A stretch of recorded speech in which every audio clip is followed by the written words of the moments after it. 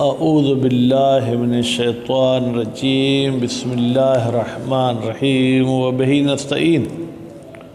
الحمدللہ صرف سادہ میں ہماری گفتگو یوں سمجھیں کہ کتاب کے آخری ابحاث میں ہے۔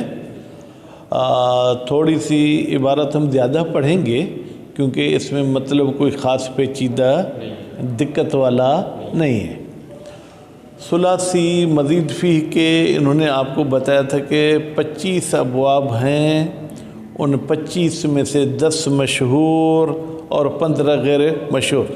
اب جو مشہور ابواب تھے ان کی تو تفصیلی گفتگو آپ پڑھ چکے، ابواب کی خاصیتیں پڑھ چکے، ان ابواب کی معانی بھی پڑھ چکے۔ آج فرماتے ہیں کہ 15 باب کے ہم صرف آپ کو نام بتائیں گے، باقی گردان کرنا اور گردانوں کی پریکٹس وہ آپ کا اپنا کام ہے۔ لیکن یہ 15 ابواب زیادہ جو ہے کیا ہے وہ عربی بول چال میں استعمال نہیں کیے جاتے، کہیں کہیں پر یہ ملتے ہیں، تو اس حوالے سے بھی ان کی بحث کم ہے۔ اور پھر ان 15 کے 15 ابواب میں عموماً تاکید اور مبالغہ کی معنی ہوتی ہے، ٹھیک ہے۔ باقی ان کی ہر ایک کی الگ الگ کوئی معنی ہو وہ ایسی کوئی خاص نہیں۔ البتہ مادے اور مصدر کے لحاظ سے تو معنی الگ ہوگی، لیکن اس معنی میں وہاں جو بھی مصدر کی معنی اس میں کچھ مبالغہ ہو جائے گا، کچھ تاکید ہو جائے گی۔ اس کے بعد پھر چلیں گے جناب رباعی کے ابحاث کی طرف۔ فرماتے ہیں کہ فعل رباعی اس فعل کو کہتے ہیں جس کے اصلی 4 حرف ہوں، فا، عین اور ڈبل لام، ٹھیک ہے۔ پھر رباعی کے بھی 2 قسم ہیں، رباعی مجرد، رباعی مزید فیہ۔ رباعی مجرد اس فعل کو کہتے ہیں جس کے ماضی کے پہلے صیغے میں اپنے 4 حرف اصلی ہوں، زائد حرف نہ ہو، ٹھیک۔ مزید فیہ اس فعل کو کہتے ہیں جس کے ماضی کے پہلے صیغے میں اصلی 4 حرف کے علاوہ کچھ زائد حرف بھی ہوں۔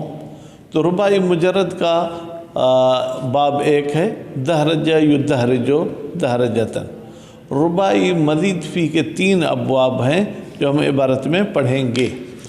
رباعی مزید کے جناب جس باب میں تاء زائد ہے، جب اس کی فعل مضارع کی گردان کریں گے تو اس میں بھی وہ باب تفعل والا قانون جاری ہوگا۔ یعنی 8 صیغے ایسے ہیں جس میں ڈبل تا آ جاتی ہے فعل مضارع میں، پھر اس میں ایک تا کو ہم گرائیں گے۔ بات واضح ہوگی؟ چلیں عبارت پڑھیں، باقی تو کوئی خاص مطلب نہیں ہے، حالانکہ یہ خود بھی آپ حل کر سکتے ہیں، لیکن اس کے باوجود برکت اور ثواب کے لیے ہم کچھ الفاظ پڑھتے ہیں۔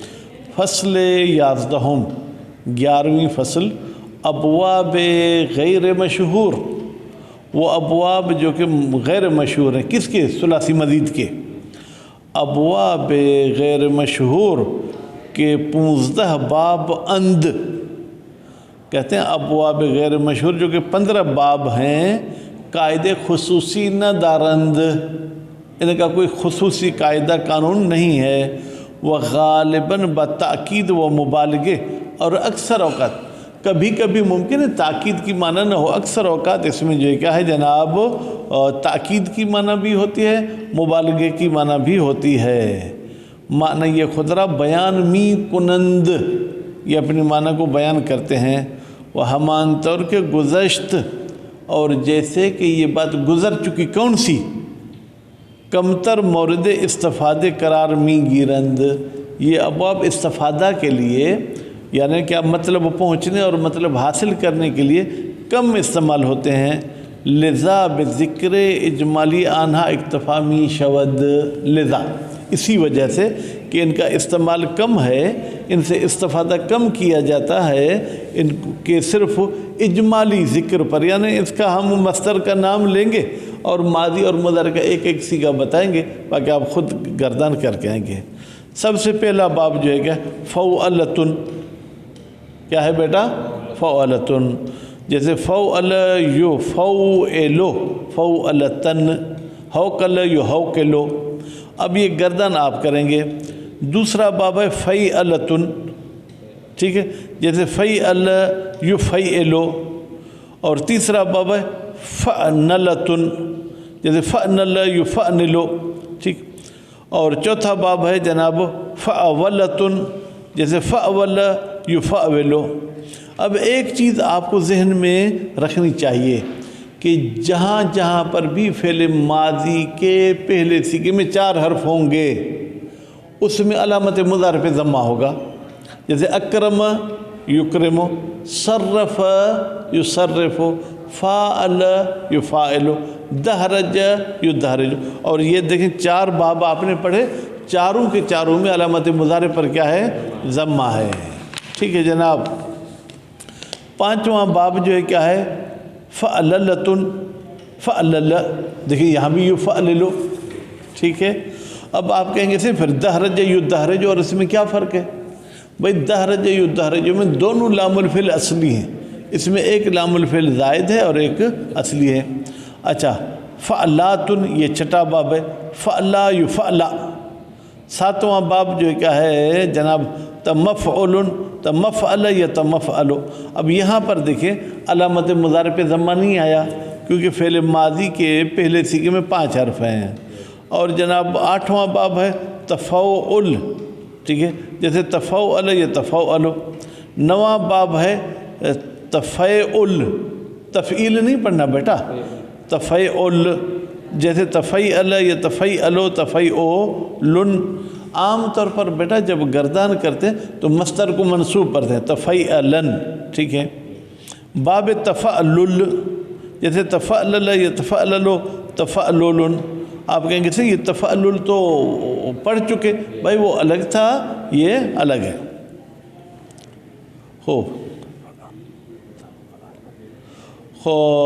یہ ترجمہ بھی بیٹا ہر مصدر کا جو ہے کیا ہے وہ لکھا ہوا ہے، اگر ترجمہ پوچھنا ہو تو پھر بعد میں پوچھ لینا، یا ابھی سے ہی میں ترجمہ بتاؤں کہ آپ کہیں پریشان نہ ہوں۔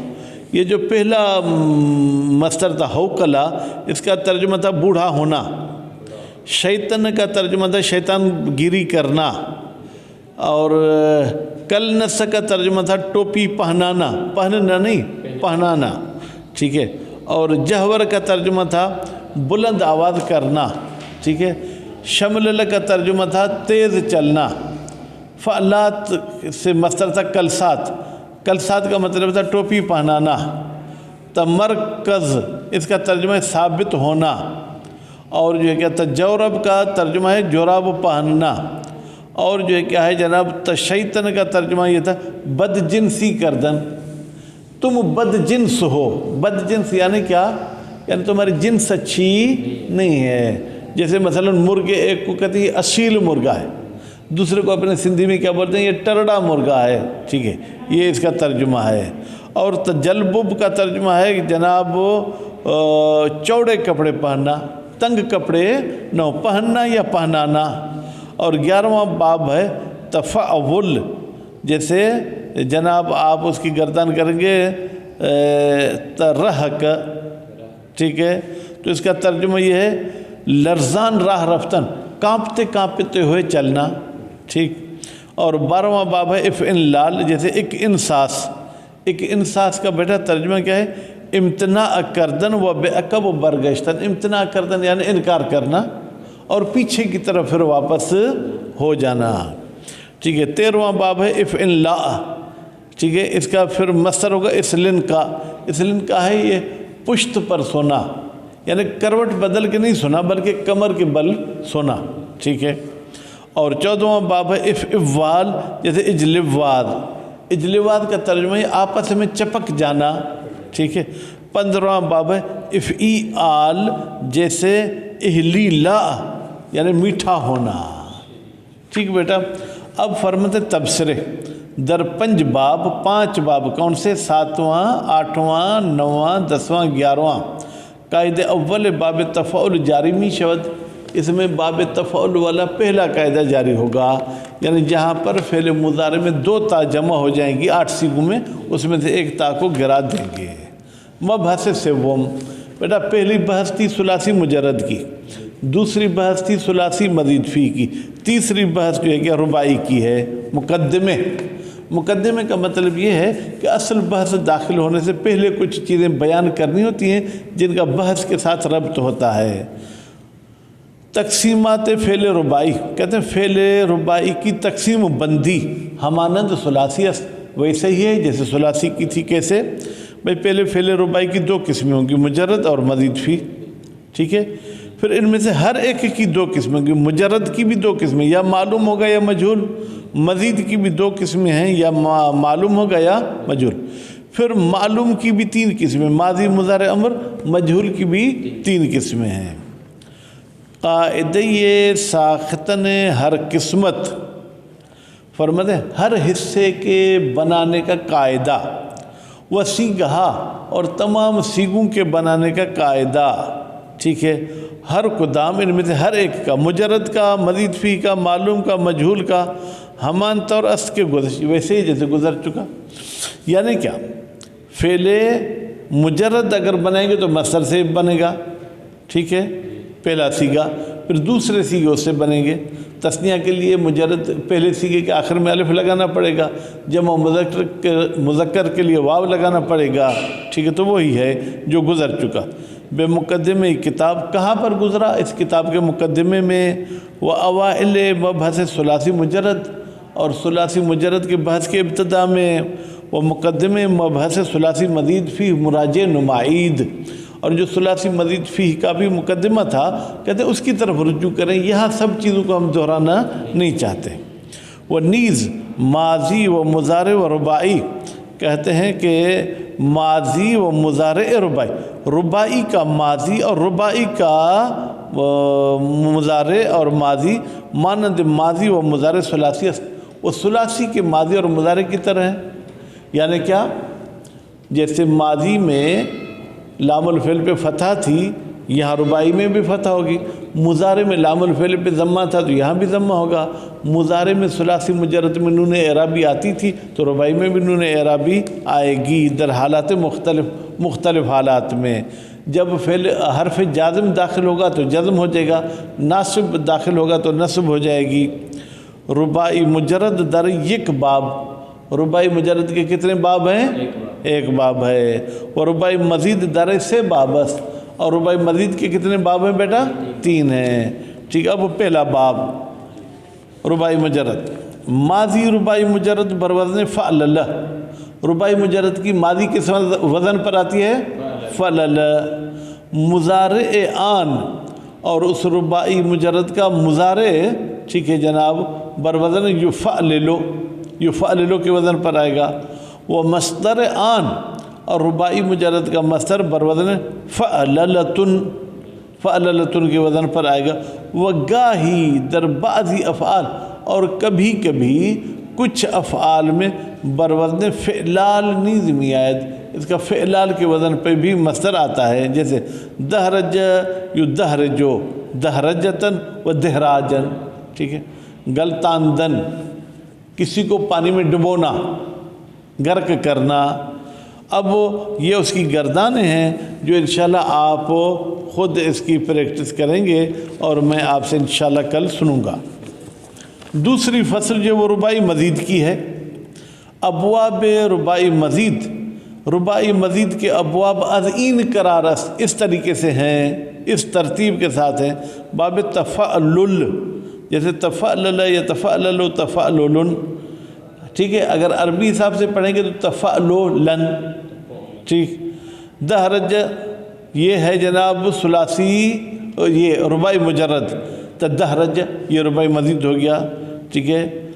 تدہرج یا تدہرجو، تدہرجن، لیتدہرج، تدہرج، بیٹا اب لیتدہرج امر غائب، تدہرج امر حاضر۔ آپ کہیں گے سے اس میں تا کو تو گرانا چاہیے، کیونکہ امر میں تا جو علامت مضارع وہ گر جاتا۔ ہم کہیں گے بھائی یہ تا تو باب کی ہے، یہ اصل میں تا تدہرج، ہم نے وہ مضارع والی تا کو گرا دیا۔ در این باب نیز، اس باب میں بھی کا مطلب کیا ہے؟ جیسے غیر مشہور ابواب میں باب تفعل والا قاعدہ جاری ہو رہا تھا، یعنی دو تا جہاں پر جمع ہو رہی تھی فعل مضارع میں ایک گرا رہی تھی، یہاں بھی جاری می شود وہی قانون جاری ہوگا۔ وہ نمونے قسمت ہائیے مختلف از ان قرار است، نمونے یعنی کیا؟ مثالیں، یعنی ایک یوں سمجھیں کہ آپ کے سامنے کوئی لفظ پیش کریں گے، باقی لفظ آپ خود جا کے ڈھونڈیں۔ ماضی مجہول تو دہرج بہی، یہ بہی لگا کے ایک اور بھی آپ کو متوجہ کرنا چاہتے ہیں کہ یہ باب لازم ہے، متعدی نہیں ہے۔ جب اس کی مجہول کی گردان کریں گے تو اس میں حرف جر کے ذریعے ہی گردان کریں گے۔ معنی یہ ان باب، کہتے ہیں اس باب کی معنی متوعی فعلل است، فعلل کی اطاعت کرتا ہے۔ مثلا آپ کہتے ہیں دہرج تو زیدن، میں نے زید کو غرق کیا، میں نے ڈبویا، فدہرج، وہ بیچارہ بھی ڈوب گیا۔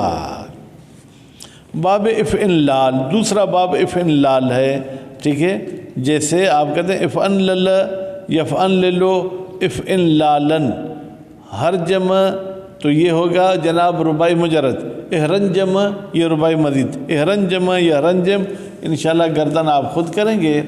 معنی یہ ان باب نیز متوع اس، اس باب کی بھی معنی جو ہے کیا ہے وہ متوع ہے۔ بھائی احرنجام کی معنی تو بتا دو، جمع کرنا، ٹھیک ہے۔ آپ کیا کہتے ہیں ہر جمع، اس نے جمع کیا، احرنجم وہ بھی جمع ہو گیا۔ تیسرا باب افعلال، جیسے افعلل یفعللو افعلالن، جیسے کشریرہ، اکشعر یکشعر اکشعرار۔ بیٹا اس کی معنی کیا ہے؟ اس کی معنی یہ ہے کہ جناب وہ جسم کے بالوں کا کھڑا ہو جانا، کانپ جانا، جس میں بال بھی انسان کے جسم کے کھڑے ہو جاتے ہیں۔ یہ گردان آپ خود کریں گے۔ فرماتے این باب مفید تاکید و مبالغہ، اس باب میں بھی جو ہے کیا ہے جناب ایک تو تاکید کی معنی ہوتی ہے اور ساتھ میں جو ہے کہ وہ مبالغے کی معنی بھی ہوتی ہے۔ صلی اللہ علیہ محمد و آل محمد۔